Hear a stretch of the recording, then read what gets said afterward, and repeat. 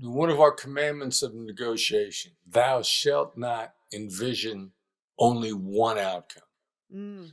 Now, what people are doing is they envision the interaction and then envision their loss. Oh, it's a non-starter. I can't ask for that. Oh, they'll never say yes to that. They'll never go along with that. So I just save myself some time and I want to ask for it. And that's how you start talking yourself out of things. You're only envisioning one outcome. And that's two ways. You may have envisioned, wow, I'm going to throw this out there. They're going to agree right away. And when they don't agree right away, you're like, holy, wow, I don't know what to do. I wasn't prepared. I only envisioned one outcome. So what do you want to do? The best way to prepare yourself is envision the best outcome and the worst simultaneously.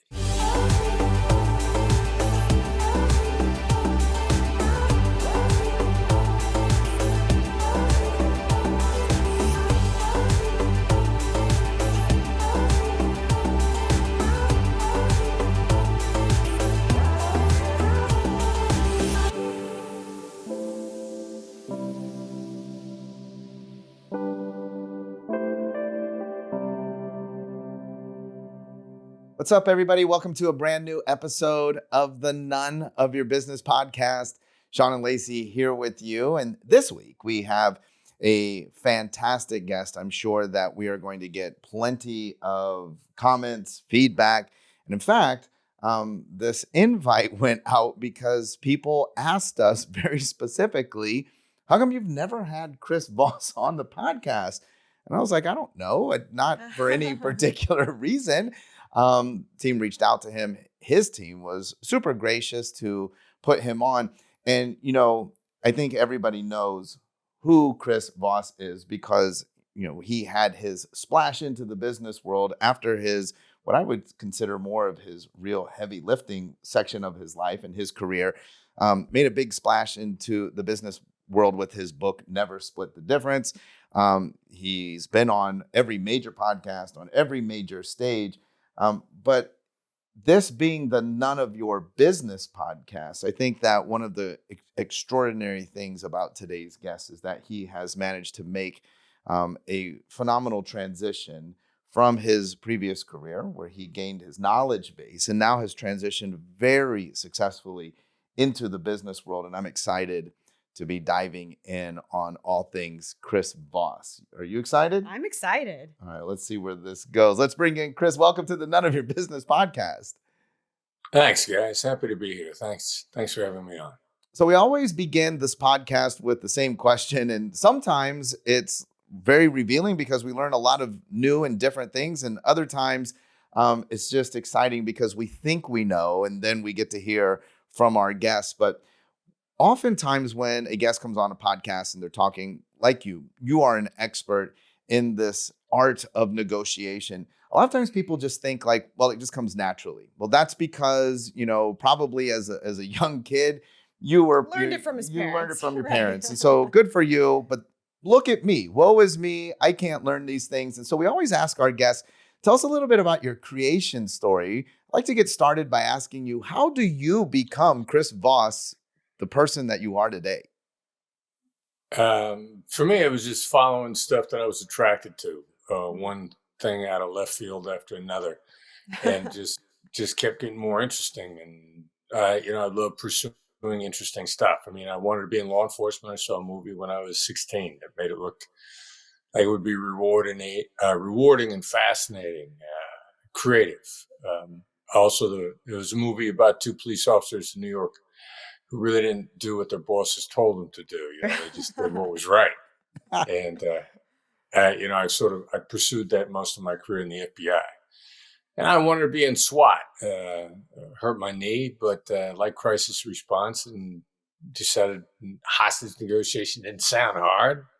I really thought I figured it was a way that I would stick around crisis response and wouldn't be that challenging. And it was far more fascinating than anything I ever imagined it would be. So it's really just kind of one thing out of left field after another, just trying to have an interesting life is how it evolved for me.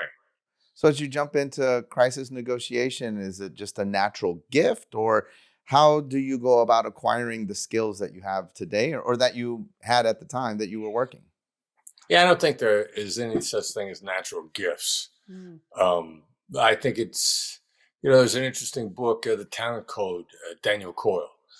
He talked about, those that suddenly seem like child prodigies. They got interested before anybody knew they were interested, and they put in their 10,000 hours when nobody was watching. Suddenly they were good at it. And I completely believe in that. Like every now and then, maybe somebody might, there's a famous music producer that I think recognized a particular key on a piano when he was 3 years old. But he played like crazy from that point forward. I mean, he played constantly. He was always playing piano.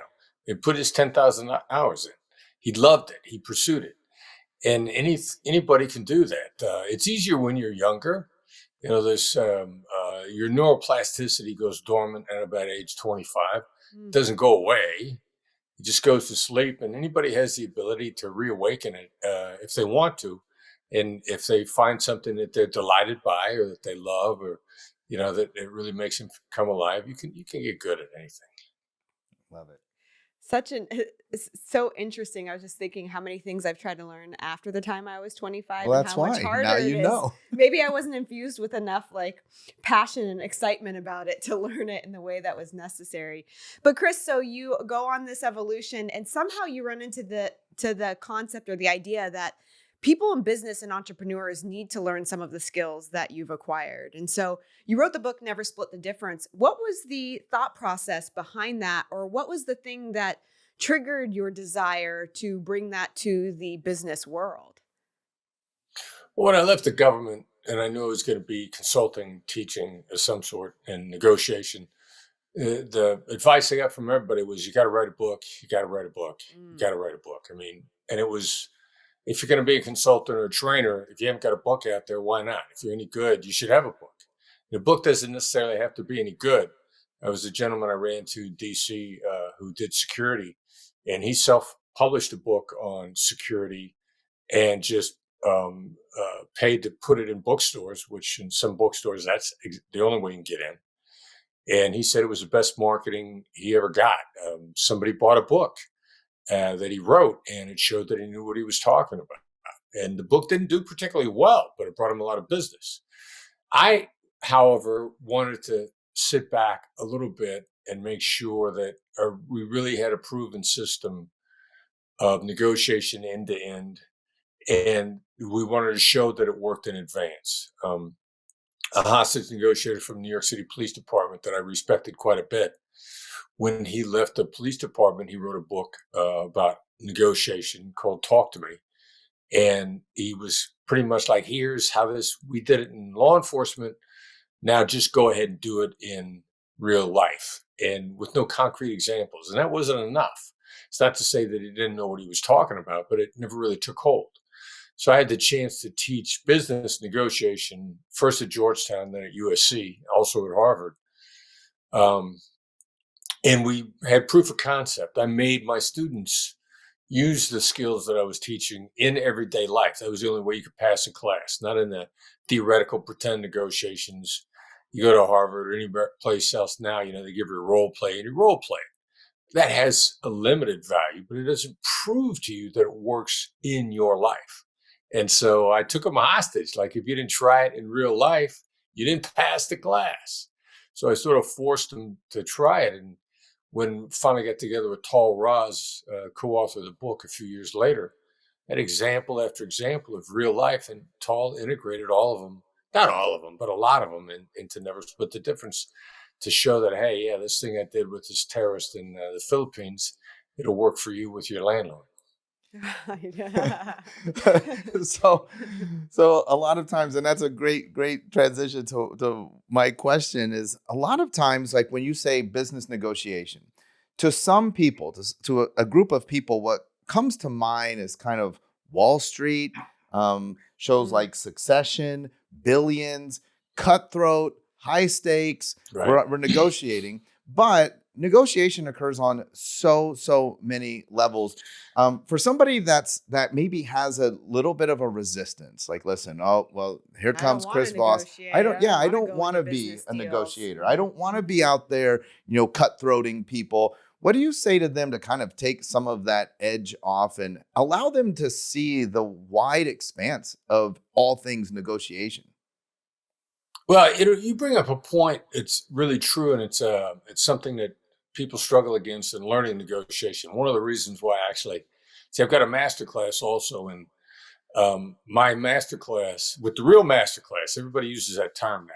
Everybody says Tony Robbins. Take my master class on this. Right. Everybody uses that term. You're on the app But the real masterclass. I've watched it. Yes. yeah, yeah. Now the real one, which I was delighted by, not only is it the number one class they have, but it's huge with women. And it was the first time that we ever put a product out that did really well with women, which was always frustrating for me because in the classes, we saw women pick it up faster than men on a regular basis. Not that they were any better at it at the top performing end, but women always picked it up faster. And yet all our numbers on the YouTube channel and at conferences, women were just not buying the book anywhere near the same rate that men were. And then masterclass, when they got back to this with the information that we were number one and that it scored huge with women, we speculated on it. And I think it's exactly what you're talking about. Negotiation has a reputation for being who's the biggest jerk in the room. And by and large, women do not want to be the biggest jerk in a room. And most modeling in the business world, negotiate like a man, attack like a man, act like a man, be loud and aggressive. And it's my personal opinion that generally speaking, women don't want to be that jerk. And so consequently that the whole style is collaboration. And that's why it slowly has, like it didn't shoot through the roof right away. It's been a steady bestseller in the category. It's not steady New York Times bestseller. It's been a Wall Street Journal bestseller, but it's solid and steady globally because the word gets around like you can be a great negotiator and not be the biggest jerk in the room. I find that interesting. The next question on that is because too, the other misconception is negotiation is me pressing my agenda onto you. And what you teach is it actually is the other way, really a lot to do with the art of receiving, the art of listening. Talk to us about that distinction, because I would imagine that a lot of would-be so-called experts that are not really experts, they're just kind of what you described, just dominant alphas that just have managed to navigate the world, pressing their agenda onto other people. Describe why that might not be so effective, big picture, and how would I leverage listening? Because I would oftentimes feel like those people would feel like, well, if I'm listening, I'm not ever going to get my point across. How am I actually negotiating if I spend all of my time listening to the other person?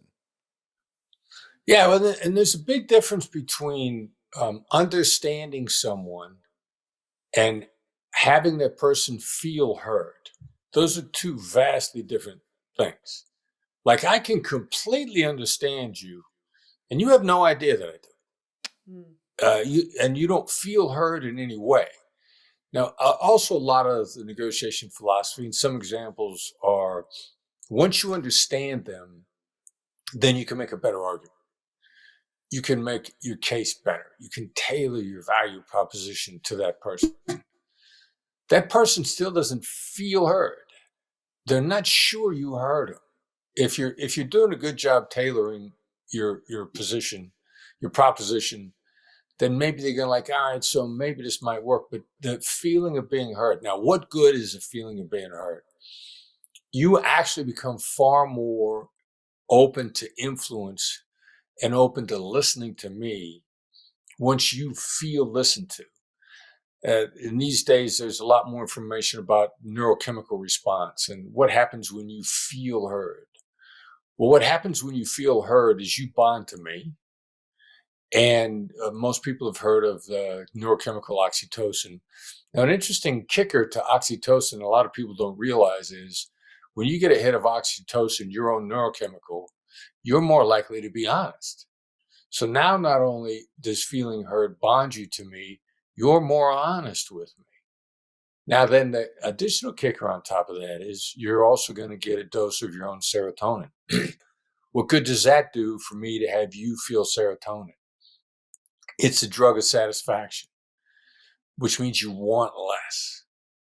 So the feeling of being heard, you're going to bond to me, you're going to be more honest with me, and you're going to want less, meaning you're going to be less demanding. What more do I want in a negotiation? That puts us in a great position to collaborate. It's a double-edged sword. That's why people that really understand influence among those that have no conscience, they realize that if you feel heard, you're far more open to persuasion. They'll make you feel heard. So it's not the tool, but it's a powerful tool. And suddenly we can be collaborating. You can be in agreeing with me. I negotiated an agreement. I swapped seats with a guy in an airplane just a couple of days ago because my girlfriend and I were sitting in separate parts of the plane. The guy made the deal and moved back to switch seats with her before I finished. I was actually frustrated because I had all these great lines and the deal was cut and he went and switched seats. Oh, I love it. That's awesome. I have a little bit of a twist on the concept I'd love your opinion on, because obviously, especially in business, negotiation can be a great thing if you're utilizing it in a way that benefits potentially both parties. But one of the things that I see with a lot of our clients is they use negotiation against themselves. They compromise and negotiate their way out of their goals, their desires, their dreams. They actually utilize that tactic to talk themselves and negotiate their way out of what they really want.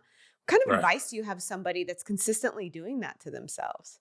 Yeah, one of our commandments of negotiation, thou shalt not envision only one outcome. Now, what people are doing is they envision the interaction and then envision their loss. Oh, it's a non-starter. I can't ask for that. Oh, they'll never say yes to that. They'll never go along with that. So I just save myself some time and I want to ask for it. And that's how you start talking yourself out of things. You're only envisioning one outcome. And that's two ways. You know, you may have envisioned, wow, I'm going to throw this out there. They're going to agree right away. And when they don't agree right away, you're like, holy, wow, I don't know what to do. I wasn't prepared. I only envisioned one outcome. So what do you want to do? The best way to prepare yourself is envision the best outcome and the worst simultaneously. At that point in time, you'll feel prepared. Now, if either one of those was 1,000% accurate all the time, then, Warren Buffett would be getting you coffee. So nobody really knows for sure what's going to happen. If you envision both extremes, what's going to happen is something in the middle, and you're not going to get caught off guard. You're going to be completely prepared for it. They reacted, instead of completely negatively, just, well, it's a possibility. I'm not sure I'm going to do that, but, that's a possibility. When you thought they were going to reject it, suddenly you're in a whole different negotiation, which you got yourself ready for because you simply envisioned more than one outcome. So envision more than one outcome. So even in that, so you were talking about, because I didn't envision more than one outcome, I held this outcome and I put that forward. I put my thesis forward, and the other person says no. You teach how oftentimes no is not a negative thing in negotiation. How is that possible? I was just shut down. I feel rejected. My whole notion was eliminated by the other party. How can I possibly turn that into a positive? Yeah, that's one of the really counterintuitive things, because what happens when somebody feels no? They feel like they just protected themselves from some sort of unknown harm. They feel safe and protected. Consequently, they're probably more willing to explore options because they just protected themselves. Like, you've got teenage kids.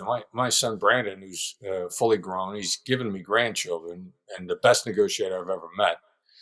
But when he was 17 and he would say, Dad, can I? I'd be like, no. And then I'd say, all right, so now what was it that you wanted? Because I said no, and I was willing to hear him out.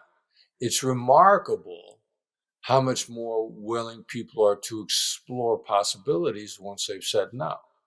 So how do you explore? Let's say you get a flat no.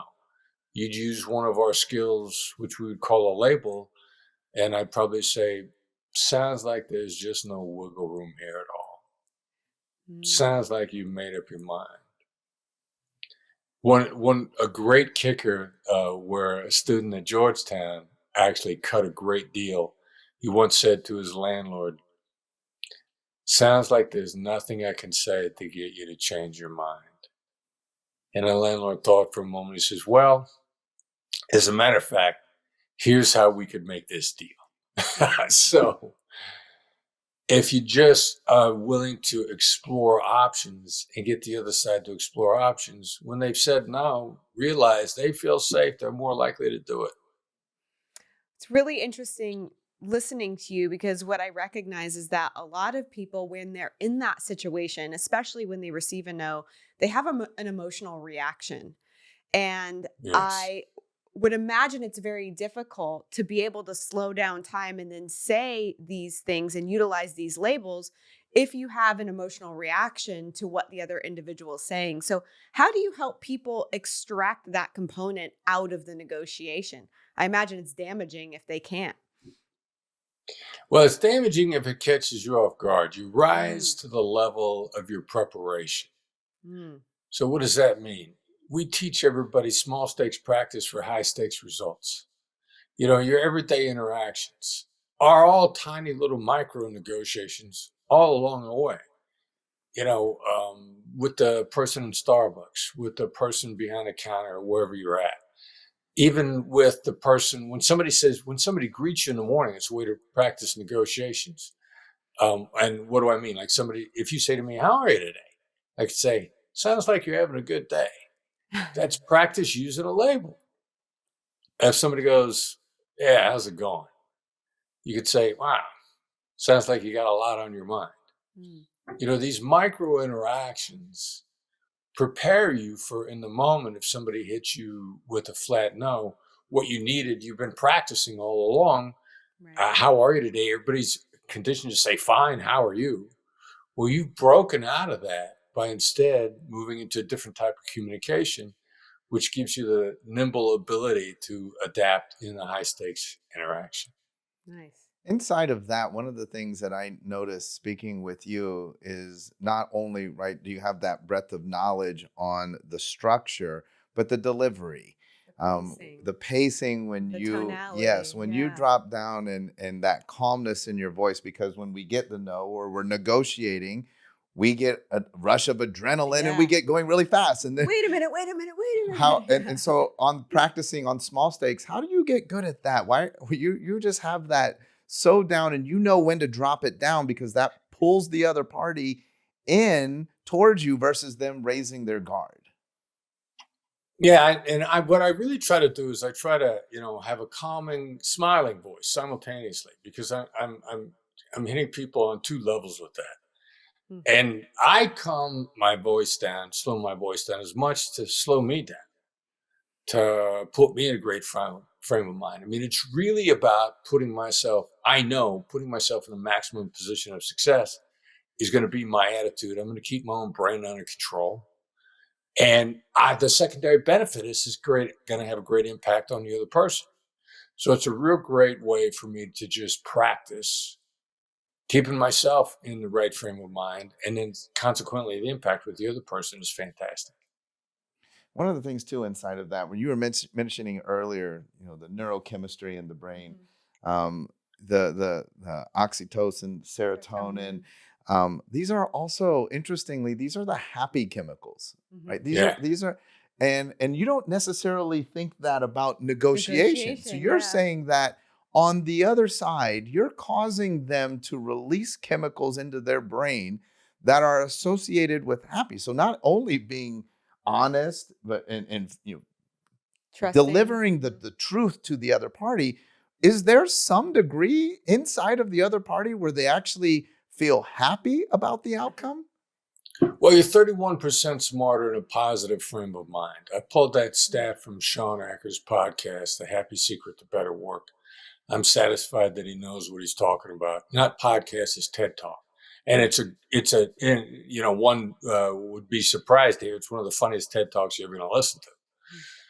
And so if you're 31% smarter in a positive frame of mind, then you and I are more likely to collaborate. We're more likely to think better together. You'll see patterns more. You'll have more mental endurance. So will I. Stephen Kotler, the flow expert, says that flow is a highly positive state of mind, and it's you at your most capable. And you can think of more stuff, and you learn more, and all these great things happen with your brain in a positive frame of mind, which the flip side is, when you're in a negative frame of mind, you're by definition dumber. And so the whole approach, I'm just trying to keep myself sharp by staying upbeat. I can force a boost in neurochemicals by forcing a smile on my face. There's data that correlates with that. I can, if I put a positive tone in my voice, it affects me as well. I remember a long time ago when I was in my 20s being very sad about a breakup. Something made me laugh, and I laughed, and I remember I felt better. Mm-hmm. And so then I thought, what happens if I force a laugh? And I could feel the same neurochemical triggers. So the positive frame of mind is a great approach for a more successful life for you and the people you collaborate with. Such an interesting stat. And it makes me think about, it's no surprise that some of the most successful businesses on the planet have really amazing cultures that people are excited about. They're happy in, they embrace happiness, right? And so you're seeing that correlation is a really powerful thing. And I know you do a lot of work with corporations and individuals. Tell us a little bit about Black Swan Group and the people that you help and what you do there. Yeah, well, we coach and train negotiations, and people are mostly entrepreneurs, but you don't have to be in an entrepreneurial organization. There are very people that are very entrepreneurial corporations. We call them corporators. But if you're independent, if you like to think, if you're ambitious, if you like to be not just ambition, because naked ambition all by itself is a dangerous thing. But you're passionate about helping people. You want to really enjoy life. And you know what? You want to get paid pretty well along the way. But the financial compensation is almost a secondary benefit because you enjoy what you do so much. These are the type of people that are really drawn to being coached and trained by the Black Swan Group. And wherever you are in the journey or whichever type of person you are, we've got stuff that's specifically tailored to help move you forward. So I want to encourage everybody to get their copy. If you do not have, for some random reason, I can't imagine that a listener or viewer of this podcast doesn't have the book, but Never Split the Difference. You can pick it up on Amazon. Check out Black Swan Group. But we want to talk to you about this new app, Fireside Chat. Tell us about what you're doing there. Yeah, the Fireside thing is very cool. It's a company that started by Mark Cuban and Fallon Fatemi, and they both have did several things together in the past. Fallon and I are friends. And she pitched it to me initially as an interactive podcast, which is an interesting thought, interactive with the people that are listening to it. But what it's really turned out to be for us, it's group coaching. We could do 1 hour session once a week on a weekly basis. And if you were to try to buy group coaching for us, which we sell as a product, it's a subscription service. So it probably costs you about $30,000 a month to be part of this group coaching. The subscription fee for this is $1,000 a year. Oh, wow. And we got into it because I think the world of Fallon, and it's a new Web3 app. And I thought, we'll try this out. I mean, she thinks this is something really cool, really spectacular. Interactive podcast, interactive with the listeners. That sounds kind of cool. It's audio and video. And we got started into it. And I said, hey, we're doing group coaching here. This is exactly how we do group coaching. And then I checked with my team. I said, what would we charge for group coaching? And they said, yeah, well, it's about $30,000 a month. I'm like, is there any way? We already agreed for the pricing that we're on now, and we're giving this away for this. Like, I don't know if I get back out of this. So I'm like, all right, well, we'll go with it. And it turns out to be a great intermediate step. After you've read the book and taken the master class, it's really a great next step to take because it's live and you get asked questions, and people come on and they come on video with me and I get to see them. We had a guy came on last month. This is the power of the web these days. It was dark where he was. And I said, what, are you hiding in somebody's basement? Are you on a run from the police? Like, why is it so dark where you are? And he said, I'm on a mountaintop in Tibet.